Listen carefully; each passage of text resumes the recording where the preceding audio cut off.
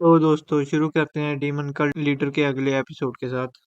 जहां हमें पिछले एपिसोड में ये बताया जाता है कि रेन सारा इल्जाम पंचुकन पर डाल देती है, जिसे सुनकर टाइसन खुश हो जाता है। वो सेक्ट का लीडर ये पूछने लग जाता है कि क्या ये लड़की सही कह रही है, लेकिन पंचुकन कोई जवाब नहीं देता। वो अपने ही ख्यालों में गुम हुआ होता है। वो सोच रहा होता है कि इस जंगल में हमें सिर्फ एक बूढ़ा व्यक्ति मिला है और हमें कोई विलेज ना ही कोई डॉक्टर के बारे में पता लगा है। लेकिन बाकी लोग पंचुकन को ऐसे खामोश देखकर हैरान हो जाते हैं और सोच में पड़ जाते हैं कि ये क्या कर रहा है। लेकिन तभी डुयुगन कहता है, पंचुकन क्या तुम भी यही सोच रहे हो कि वो बूढ़ा व्यक्ति इस जंगल में क्या कर रहा है? पंचुकन कहता है, जी मास्टर आप सही कह रहे हैं।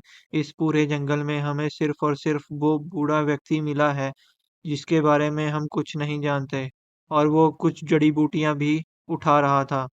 क्या वही एक डॉक्टर है जिसे हम ढूंढ रहे थे?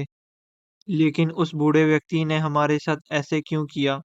और पंचुगन वहां से जाने लगता है और कहता है, हम लोग बाद में बात करेंगे इसके बारे में, अभी तुम यहाँ से चले जाओ।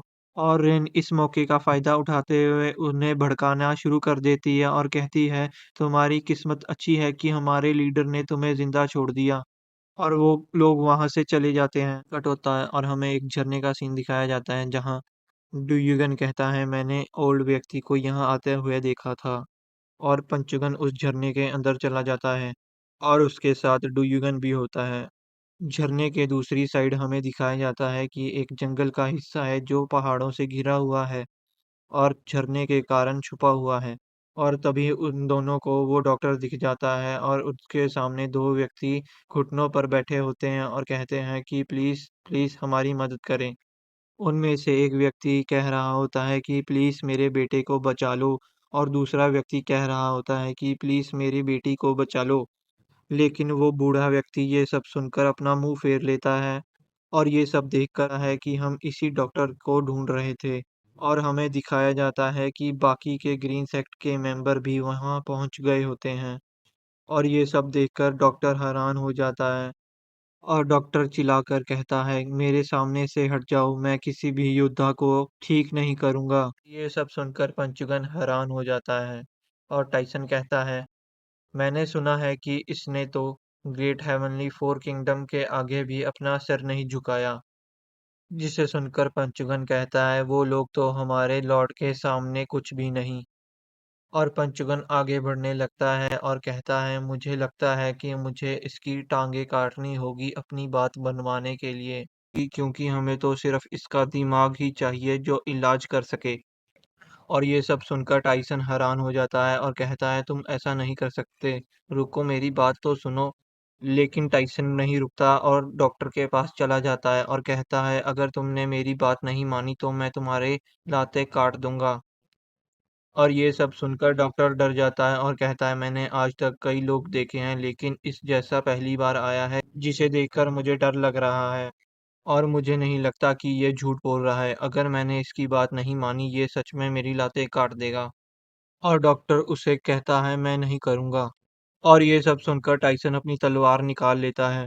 वो डॉक्टर को काटने ही वाला होता है कि तभी एक चाकू पंचुगन की तरफ उड़ता हुआ आता है।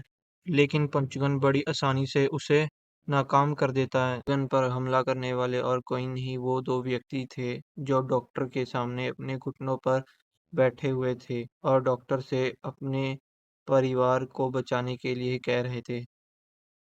वो दोबारा से पंचुगन पर हमला करते हैं, लेकिन पंचुगन इस बारी वहां से बच जाता है और अपनी तलवार का वार करने ही वाला होता है कि दूसरा व्यक्ति पीछे से अपने पाम अटैक से पंचुगन पर हमला कर देता है। लेकिन पंचुगन उस हमले से भी बच जाता है। और ये सब देखकर टाइसन और रिन हैरान हो जाते हैं और कहते हैं, मुझे नहीं लगता कि ये कोई आम आदमियों के बीच की लड़ाई है। और वो पंचुगन के सामने आ जाते हैं और अपने हमलों को नाकाम देखकर वो दोनों हैरान हो जाते हैं और कहते हैं, ये व्यक्ति हम दोनों पर अकेले ही इतना भारी है कि इसने अकेले ने ही हम दोनों के हमले डॉज कर लिए। लेकिन हम देखते हैं पंचुगन की हालत तो एकदम ठीक होती है, लेकिन डुयुगन की हालत इतनी अच्छी नहीं होती, उसे अब उल्टी आ रही होती है। लेकिन तभी डॉक्टर उन्हें रुकने के लिए कहता है और कहता है कि ये मेरी फाइट है, तुम लोगों को इसमें अपनी नाक गंवाने की ज़रूरत नहीं। और डॉक्टर उन तीनों को देखकर परेशान हो जा और अपने मन में सोचता है कि एक तरफ वाई क्लैन का लीडर है और दूसरी तरफ जेड क्लैन का लीडर और तीसरी तरफ एक व्यक्ति है जो इन दोनों को ही अकेला ही संभाल रहा है। अब मुझे समझ नहीं आ रहा मैं इस सिचुएशन में क्या करूं। वो कहता है कि मैंने एक प्रॉमिस किया है खुद से कि मैं किसी भी ऐसे व्यक्ति का इलाज नहीं करूंगा जिसे मार्शल आर्ट्स आता हो। और ये सब सुनकर रिन कहती है तुमने ऐसी प्रॉमिस क्यों किया है। तो डॉक्टर बताता है कि आज से 20 साल पहले एक व्यक्ति जो बहुत जख्मी होता है मेरे घर पर आता है और कहता है कि मैं एक मार्शल आर्टिस्ट हूँ और मेरा इलाज करो कि मैं बहुत ज़्यादा जख्मी हूँ उसके ऊपर। और ये सब देखकर मैं उस पर दया कर देता हूँ और उसका इलाज करने के लिए मान जाता हूँ। लेकिन मैंने अपनी पूरी कोशिश की और उसकी जान बचा ली। मैंने उसे अकेला छोड़ दिया और अपना काम करने लग गया। लेकिन जब मैं वापिस आया तो उसने मेरा पूरा का पूरा गाँव तबाह कर दिया। उसने किसी को नहीं छोड़ा। उसने बूढ़े, बच्चे और सबको मार डाला। और इस सब का कारण सिर्फ ये था कि मैंने उसका इलाज किया। एक व्यक्ति को बचाने के कारण इतने लोगों की जान चली गई।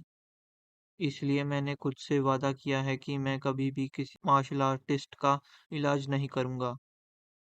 और ये सब सुनकर डू युगन हैरान होता है और अपने मन में कहता है अगर मेरा इलाज नहीं हुआ मुझे लगता है ये सब फिर से रिपीट हो सकता है।